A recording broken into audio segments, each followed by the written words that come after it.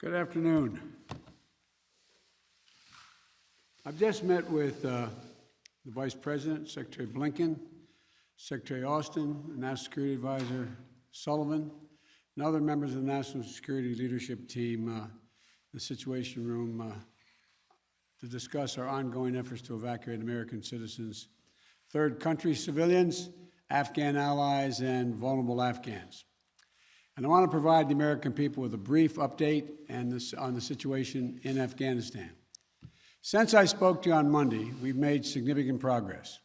We've secured the airport, enabling flights to resume, not just military flights, but civilian charters from other countries, and the NGOs taking out civilians and vulnerable Afghanis. And now we have almost 6,000 troops on the ground, including the 82nd Airborne, providing runway security, the Army 10th Mountain Division standing guard around the airport, and the 24th Marine Expeditionary Unit assisting the civilian departure.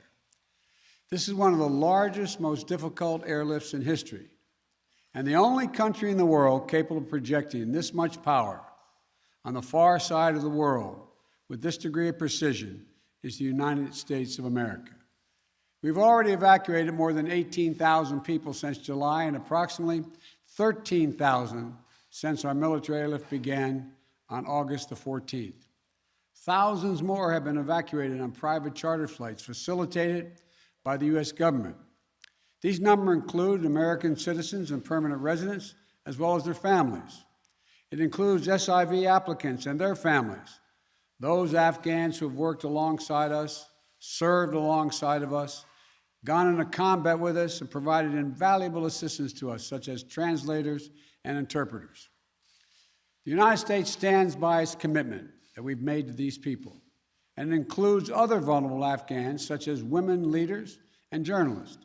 In fact, working in close coordination with the management of the New York Times, the Washington Post, and the Wall Street Journal, we have successfully evacuated all 204 of their employees in Afghanistan on U.S. military aircraft earlier this week.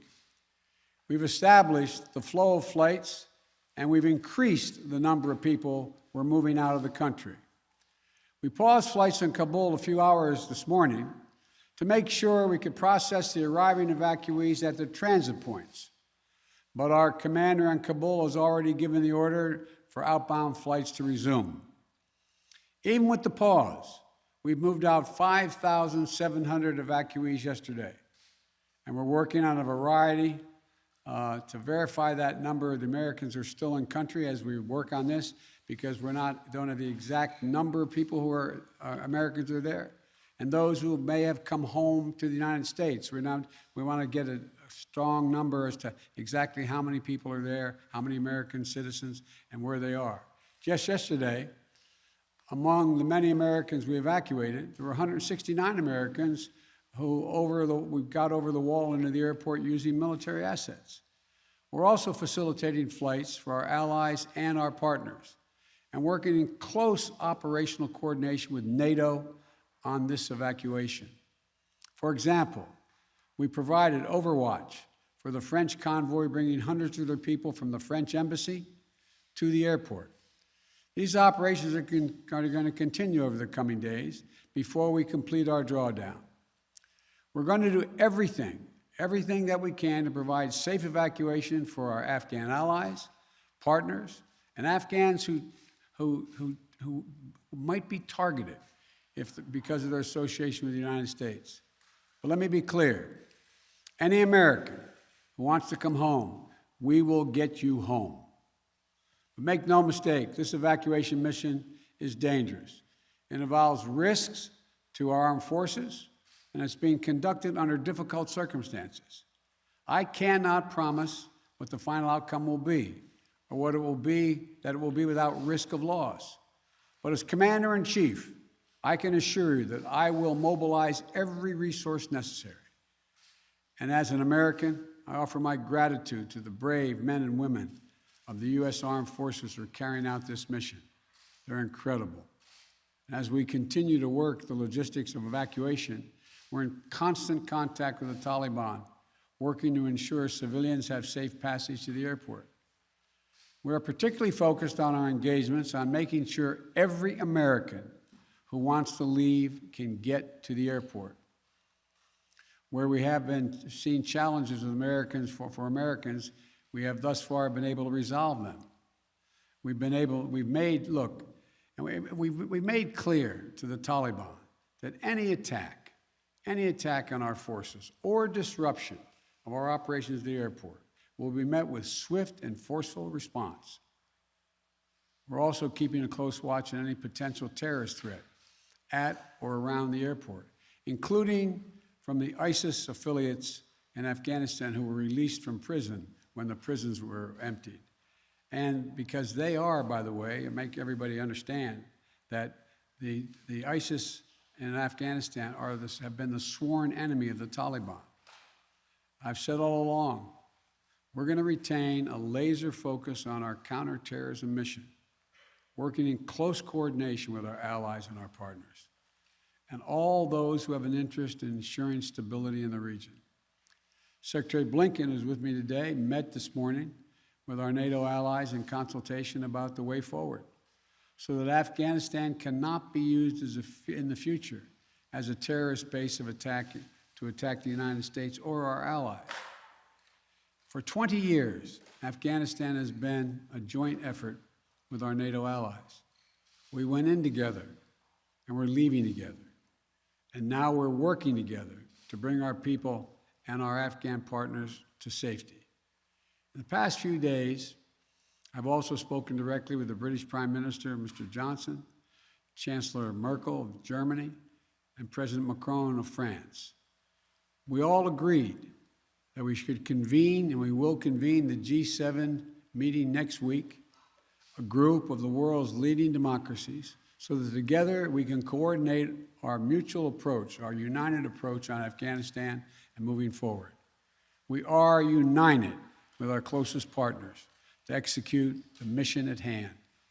We've also discussed the need to work with the international community to provide humanitarian assistance, such as food aid and medical care for refugees who have crossed into neighboring countries to escape the Taliban, and to bring international pressure on the Taliban with respect to the treatment of Afghan people overall, but including Afghan, particularly women and girls.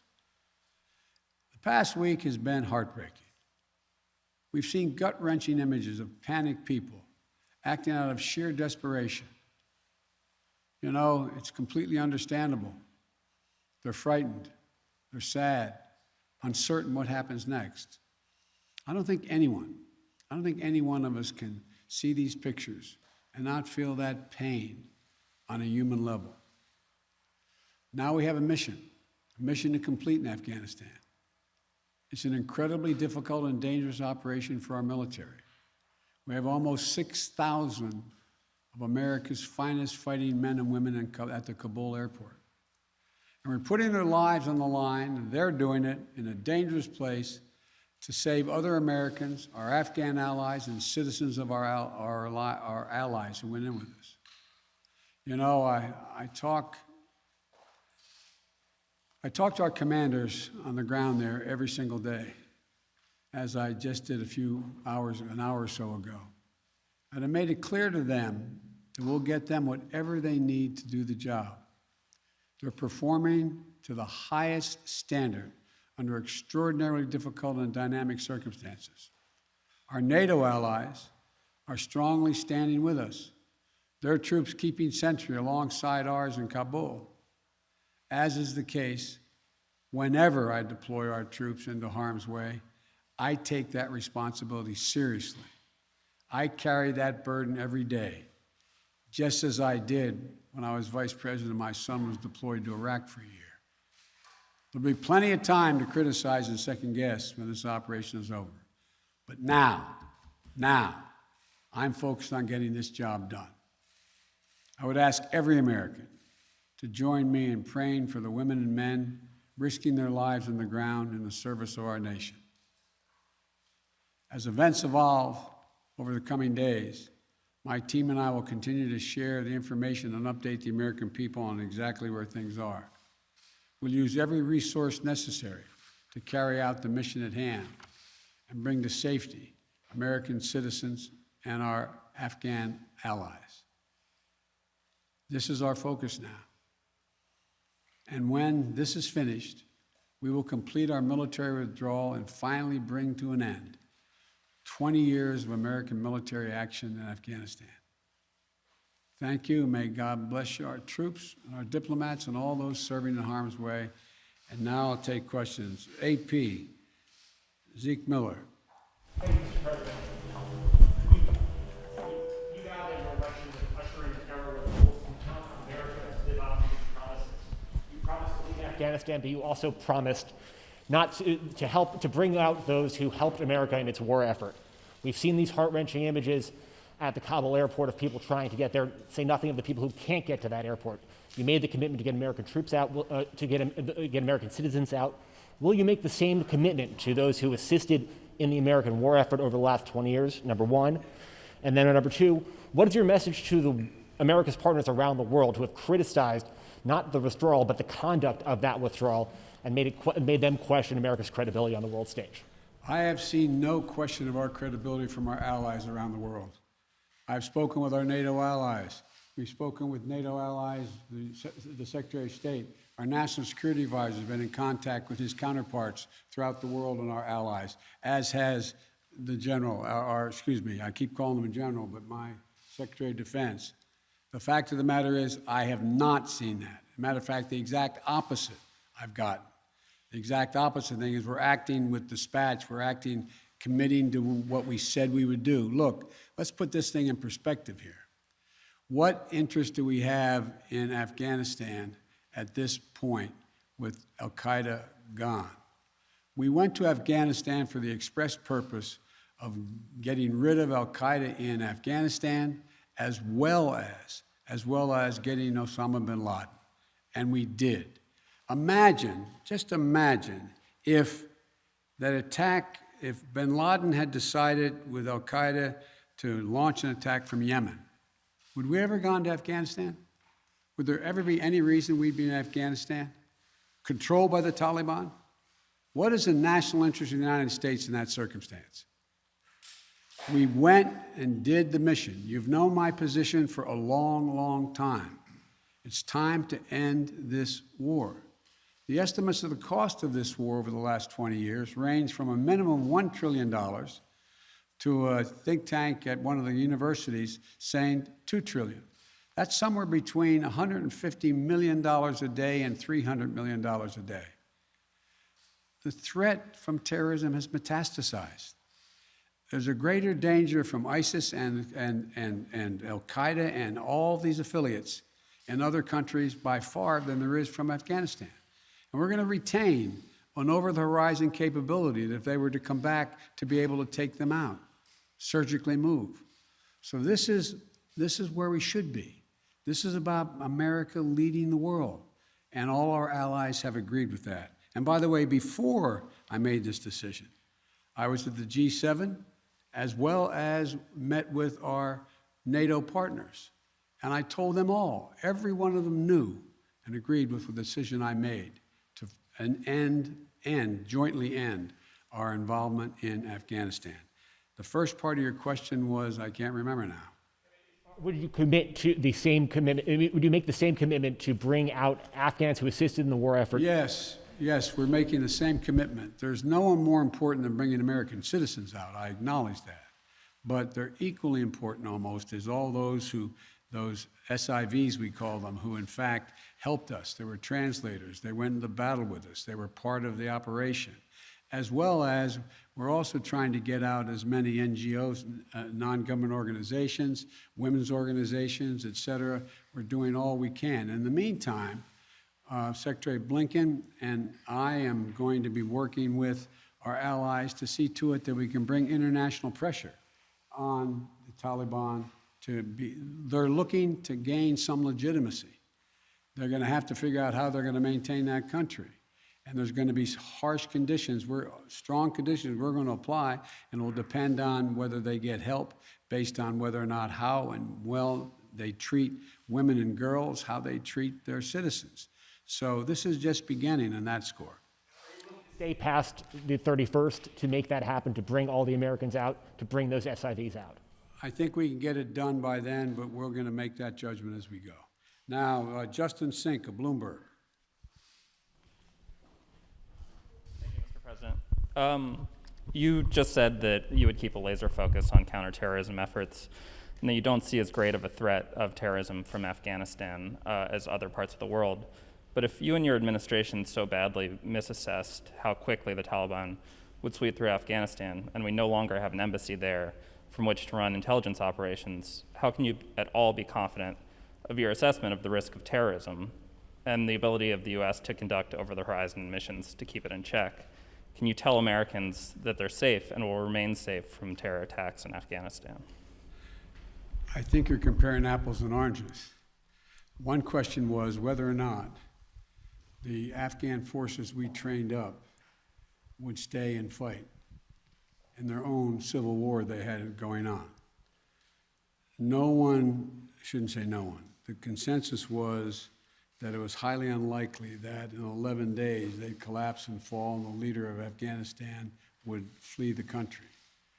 That's a very different question than whether or not there is the ability to observe whether or not large groups of terrorists begin to accumulate in a particular area in Afghanistan to plot against the United States of America. That's why we retained an over-the-horizon capability to go in and do something about that if that occurs. But in the meantime, we know what's happened around the world. We know what's happening in terms of what's going on in other countries where there is a significant rise of terrorist organizations in the Middle East, in East Africa, and other places. And so the bottom line is we're dealing with those terrorist threats from other parts of the world and failed states without permanent military presence there. We have to do the same in Afghanistan. Sir, just on that initial assessment, we learned over the last 24 hours that there was a dissent cable from the State Department. Sure. Saying that the Taliban would come faster through Afghanistan. Can you say why, after that cable was issued, the U.S. didn't do more to get Americans out? All kinds of cables, all kinds of advice. If you notice, it ranged from this group saying that they didn't say it'd fall when it would fall, when it did fall, but saying that it would fall, to others saying it wouldn't happen for a long time and they'd be able to sustain themselves through the end of the year. I made the decision. The buck stops with me. I took the consensus opinion. The consensus opinion was that, in fact, it would not occur, if it occurred, until later in the year. So it was my decision. Now, my next is Stephanie Ramos, ABC. Thank you, Mr. President. 2 questions for you. The military has secured the airport, as you mentioned, but will you sign off on sending U.S. troops into Kabul to evacuate Americans who haven't been able to get to the airport safely? We have no indication that they haven't been able to get in Kabul through the airport. We've made an agreement with the Taliban thus far. They've allowed them to go through. It's in their interest for them to go through. So we know of no circumstance where American citizens are carrying an American passport are trying to get through to the airport. But we will do whatever needs to be done to see to it they get to the airport. And one more, Mr. President. Last month, my colleague Martha Raddatz interviewed Abdul, an interpreter who was on the front lines with U.S. forces in Afghanistan. Overnight, we received a photo of Taliban militants coming to the door of his home, literally hunting him down. Thankfully, he was able to escape, but he is obviously still in mortal danger. What would be your message to Abdul, his wife, and his 3 young daughters? We want you to be able to get to the airport. Contact us. We'll see whatever we can do to get you there. We've got to get you out. We are committed to deal with you, your wife, and your child to get all 3 of you out of Afghanistan. That's the commitment. Thank you, sir. Meredith Lee of PBS NewsHour. You mentioned just now using every resource available for evacuations. Why haven't you ordered the military to expand the security perimeter around the Kabul airport? Do you have any plans to do so, given that will likely require more U.S. troops? And are you considering rescue operations to recover Americans and Afghan allies stuck behind Taliban checkpoints? The answer is yes to the last question. We're considering every opportunity and every means by which we could get folks to the airport. That's number one. Number two, the reason why we have not gone out and started and set up a perimeter way outside the airport in Kabul is that it's likely to draw an awful lot of unintended consequences in terms of people who, in fact, are not part of the Taliban. We've been in constant contact with the Taliban leadership on the ground in Kabul, as well as the Taliban leadership at Dahou. And we've been coordinating what we were doing. That's why we were able, for example, how we got all of our embassy personnel out, how we got everyone out of the embassy safely. That was the distance. That's how we helped get the French out and out of their embassy. So the question remains, there will be judgments made on the ground by the military commanders at the moment, and I cannot second guess each of those judgments to be made. But the idea of, again, let me get back to the fundamental point I made at the outset. When the decision was made by me that, and it was made some time ago, and I ran 4 presidents saying I wanted to get us out of Afghanistan. One of the things that is a reality is people now say to me and to others, and many of you say it on air, that why did we have to move because no Americans are being attacked? Why did we withdraw those, why did we agree to withdraw 2,500 troops? No Americans are being attacked. As I said before, the reason they weren't being attacked was part of an agreement that Trump had made a year earlier. We will leave by May 1st, he said, as long as there's no attack on Americans in that year period. Number one. Number two, the Taliban was taking large swaths of the countryside, north and south. None of the major areas, none of the major points of the capitals of each of these provinces. But they were all over the country. And the idea that if I had said on May the 2nd or 3rd, we are not leaving, we are staying, does anybody truly believe that I would not have had to put in significantly more American forces, send your sons, your daughters, like my son was sent to Iraq, to maybe die? And for what? For what? So the only rational thing to do, in my view, was to set up and pre-position American forces for the purpose of evacuation, and the aircraft to pre-position those ahead of time so that we would be able to begin the process of evacuation of American citizens, SIVs, and others who helped us. The last point I'll make is this. Look, if we had decided 15 years ago to leave Afghanistan, it would have been really difficult. If we decided 5 years ago, if we continued the war for another decade and tried to leave, there's no way in which you'd be able to leave Afghanistan without there being some of what you're seeing now. But what we've done so far is we've been able to get a large number of Americans out, all our personnel at the embassy out, and so on.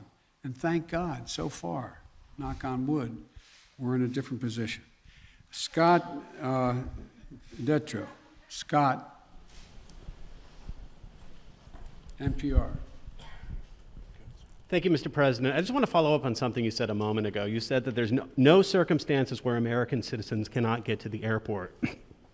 That doesn't really square with the images we're seeing around the airport, with the reporting on the ground from our colleagues who are describing chaos and violence. Are you saying unequivocally that any American who wants to get to the airport is getting there and getting past the security barrier and to the planes where they want to I go? thought the question was, how can they get through to the airport, outside the airport? And the answer is, to the best of our knowledge, the Taliban checkpoints, they are letting through people showing American passports.